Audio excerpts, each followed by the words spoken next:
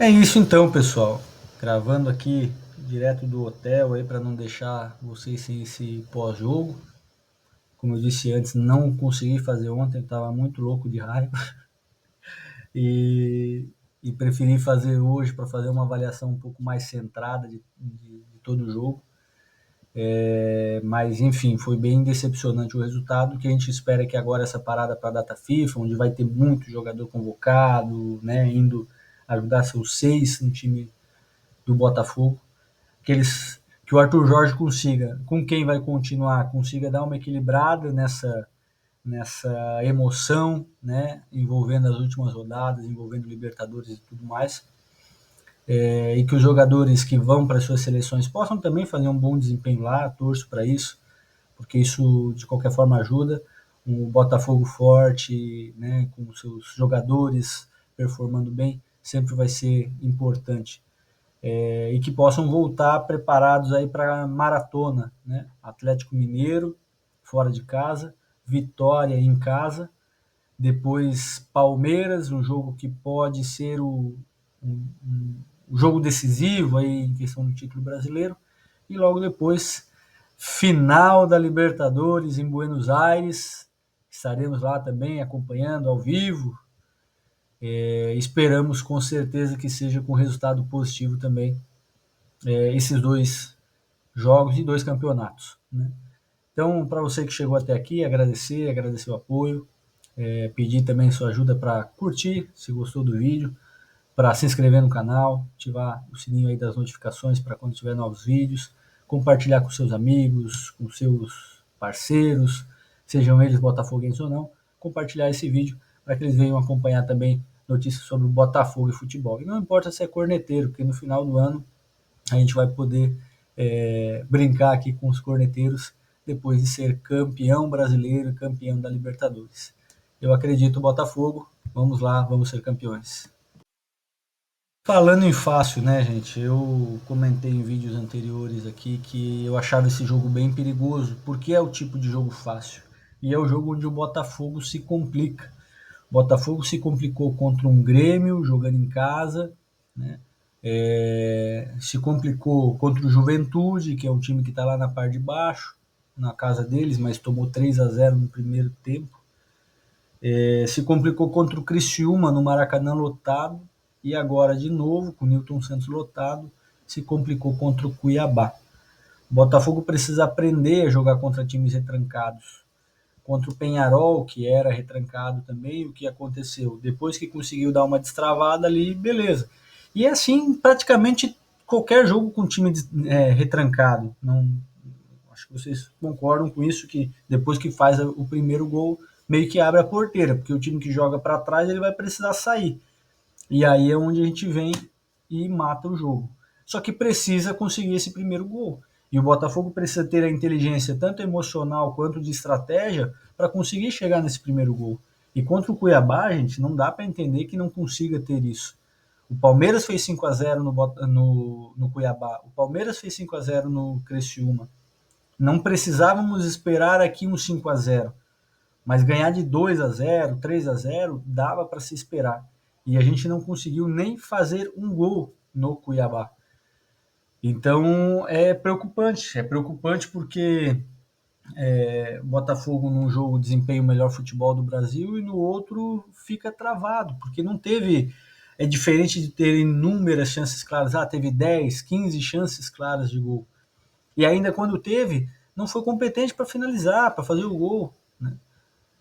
Enfim, acho que são pontos que o Botafogo precisa analisar, porque os próximos jogos agora vão ser mais difíceis.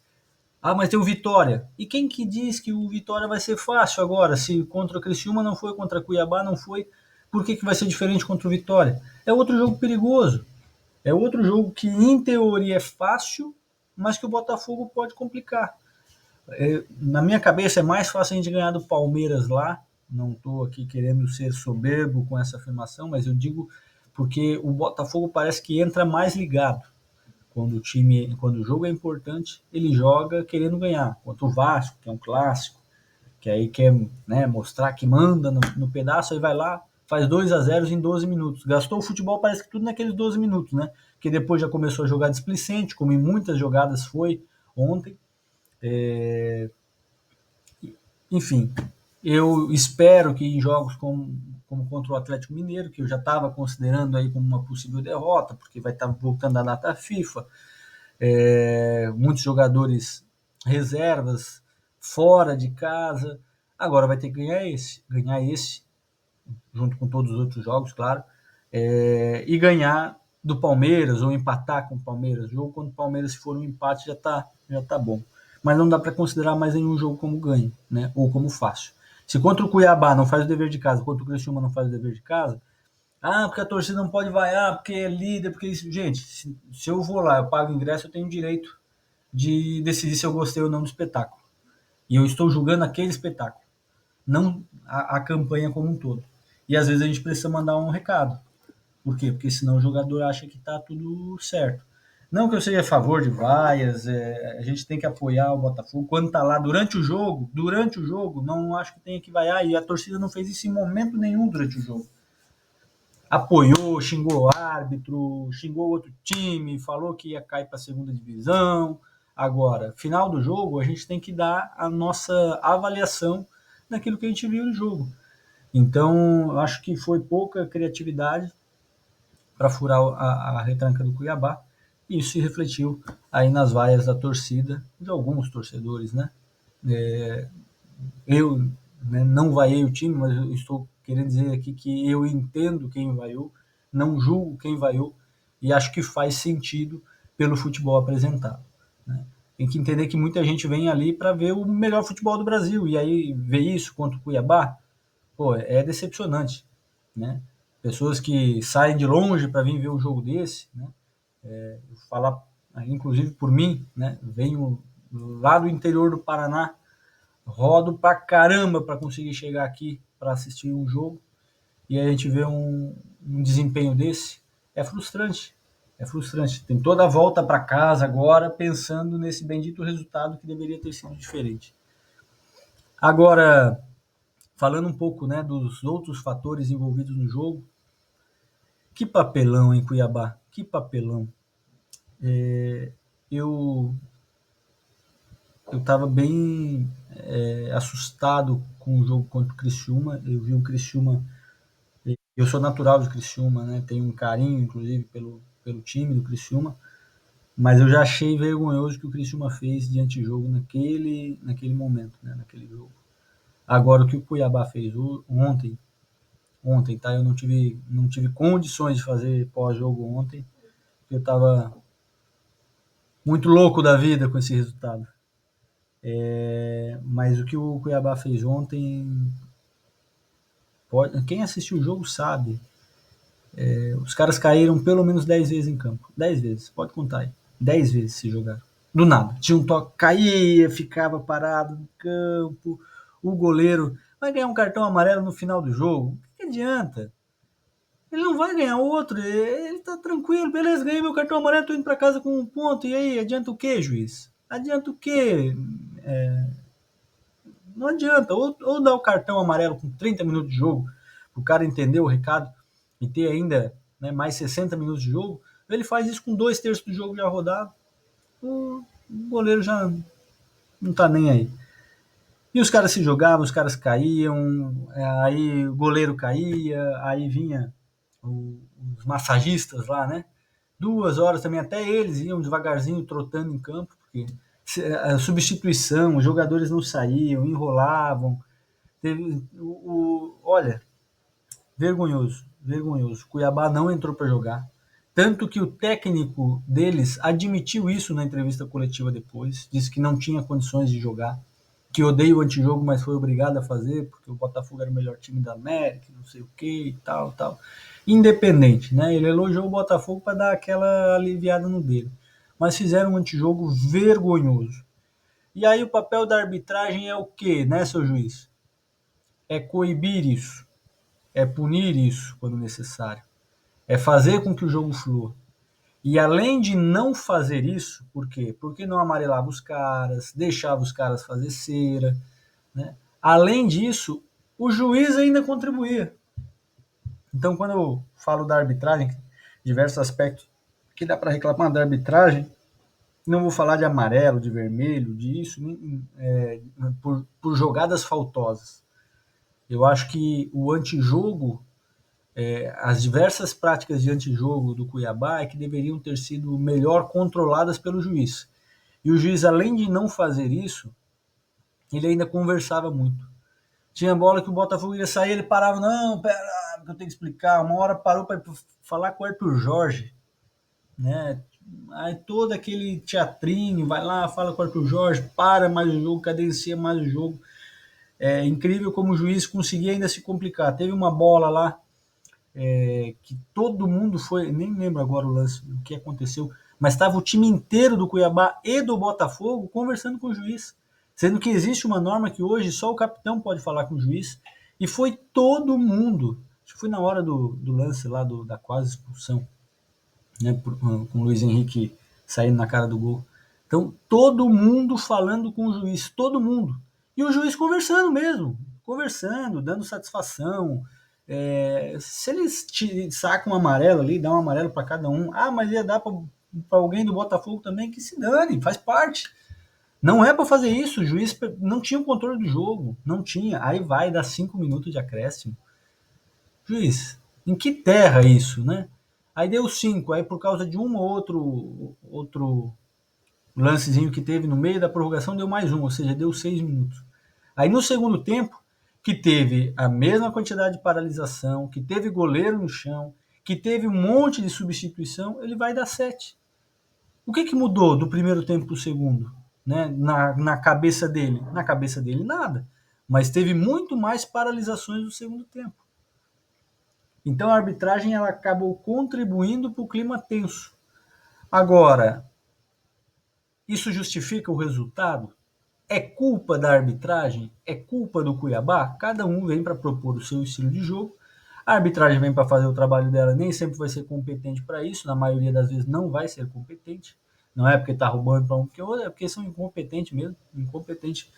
E aí o Botafogo tem que aprender a fazer a parte dele, porque nem sempre ele vai encontrar condições favoráveis.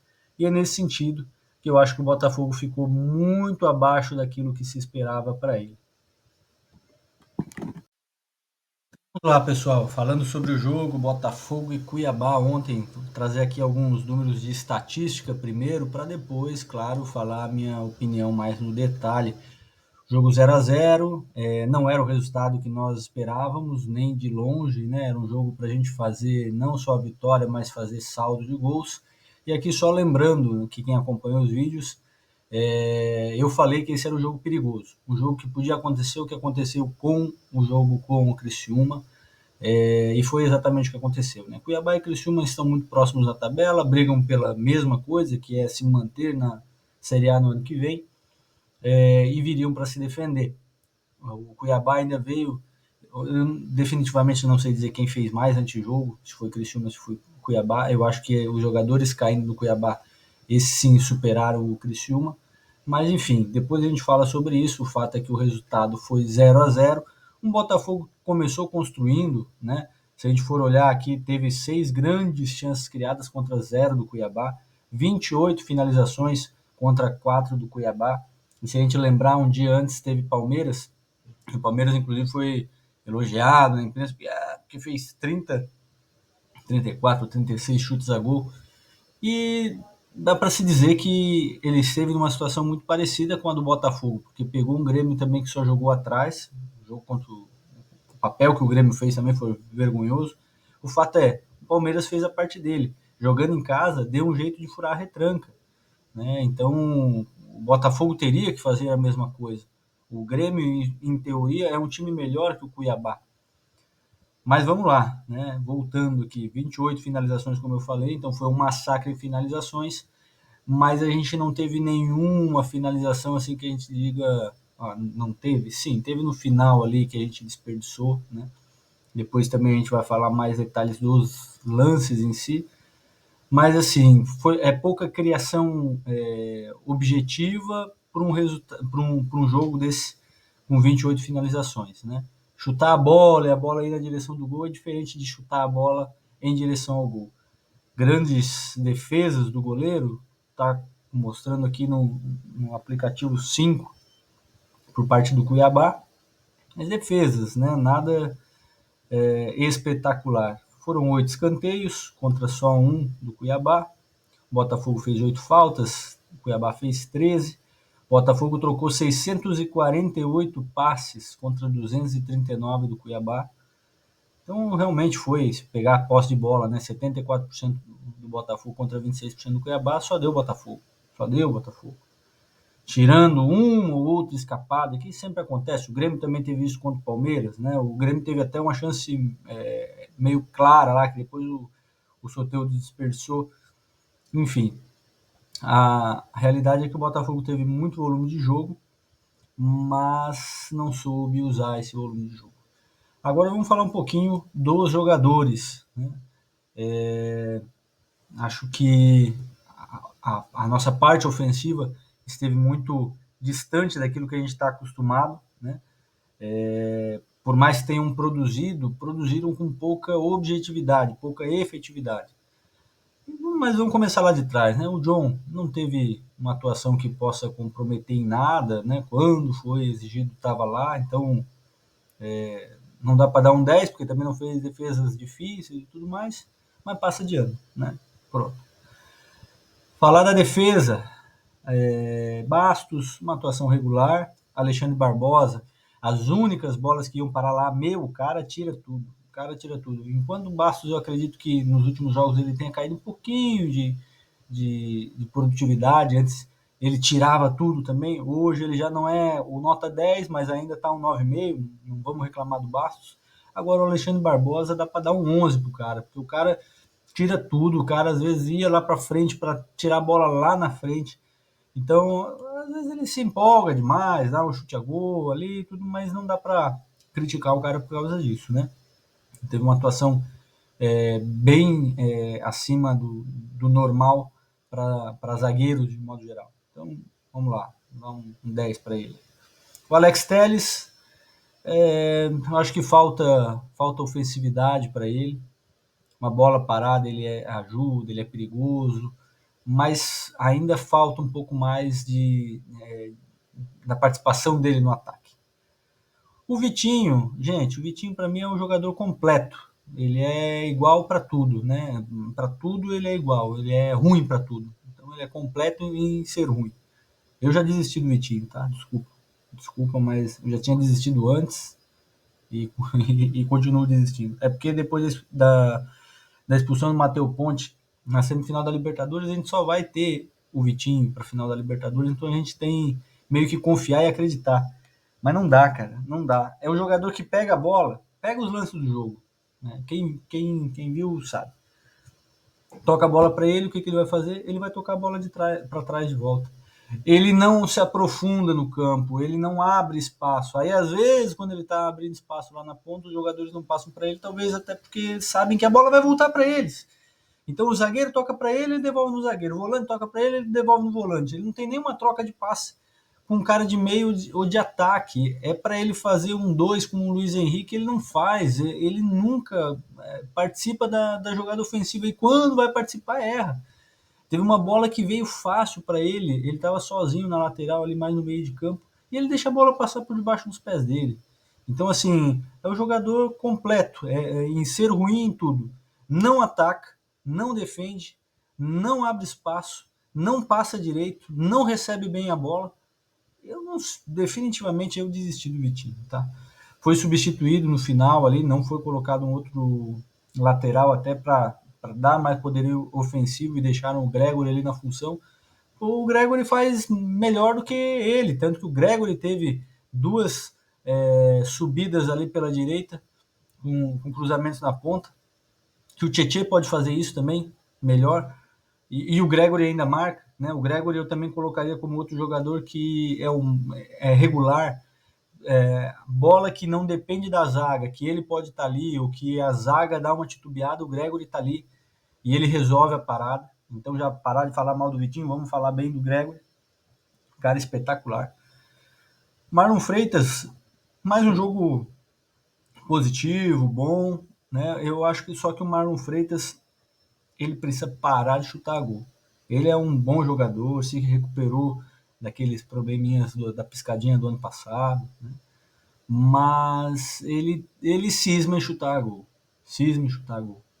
E ele pode ser ótimo em lançamento, mas é horrível em chutar gol. Então ele pegou uma bola fora da área, né? Mais para a esquerda e chutou longe.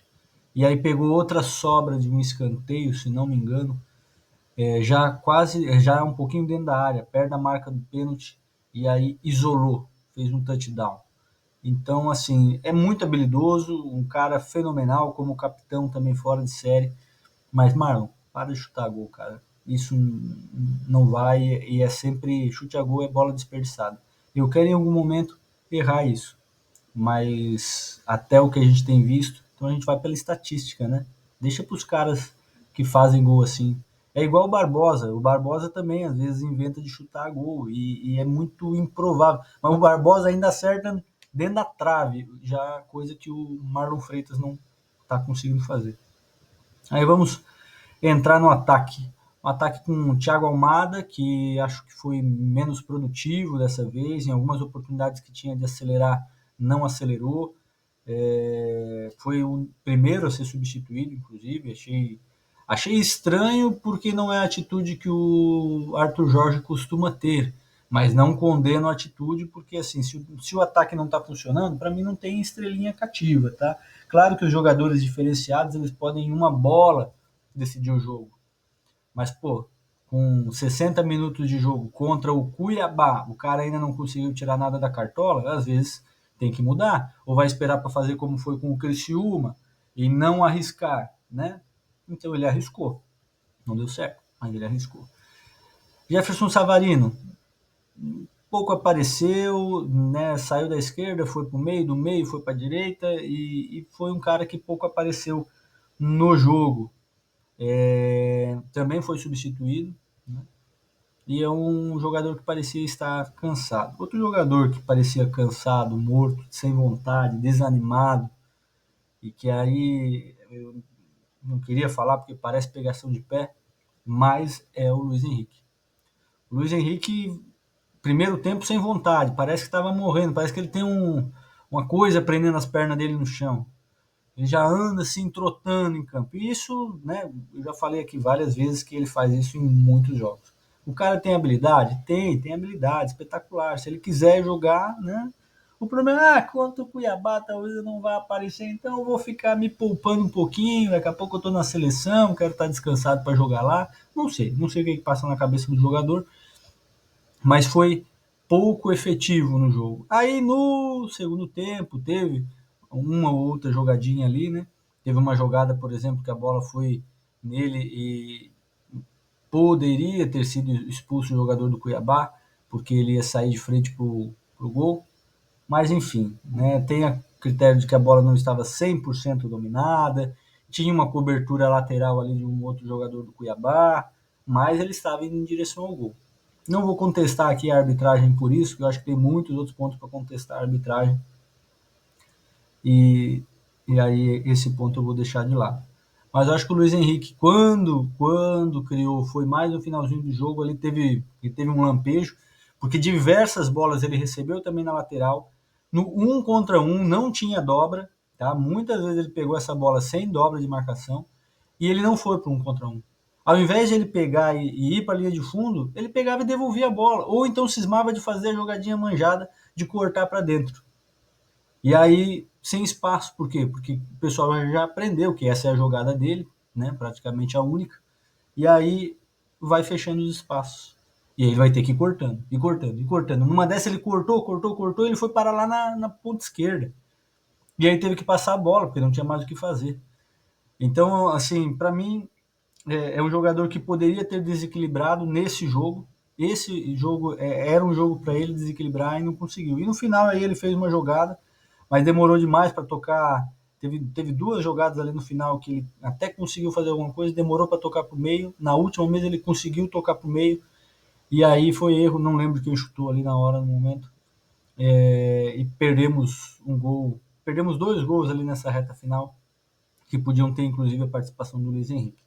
Por mais que ele tenha uma nota aqui no SofaScore de 8.4, é, cara, a nota aqui às vezes é muito atribuída a dribles, né? Deu um drible sem sentido, fora da posição e mesmo assim vai contar, né? Se o John driblar algum jogador, ele vai ganhar nota por isso. Mas a gente quer o John com nota alta por causa disso e depois toma um gol? Não, né?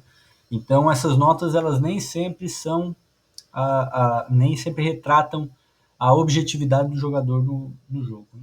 E se a gente for falar de Igor Jesus, que inclusive é o que tem pior nota do Botafogo aqui no SofaScore, dos titulares, né? Eu acho que nem compensa falar. Foi um jogador que até se esforçou, teve alguns erros individuais ali também, mas não dá para criticar o cara que é centroavante, né? E a função dele é ser 9 mesmo, estar lá mais esperando bolas, se ninguém abastece o cara, né? Aí é complicado. Se a encomenda não chega, a gente não tem o que fazer com ela, né? Então eu não me reservo o direito de falar pouco do Igor Jesus. Aí a gente teve a entrada do Cuiabano, que para mim, embora todo mundo fale, Cuiabano, excelente lateral, para mim é um cara que não agrega, não agrega, ele tem um corpo forte, aí por causa disso, todo mundo acha que ele, assim, ó, ele não dá para ir trombando e ganhar todas, embora ele tirou algumas bolas ali, ele recuperou algumas bolas, mas assim, ofensivamente também não contribuiu muito. Júnior Santos, cara, que jogo do Júnior Santos, hein? Acho que ele pensava que ia ter a mesma facilidade que teve contra o Vasco, entrou num jogo decidido, aí pôde dar uma cavadinha para fazer o gol.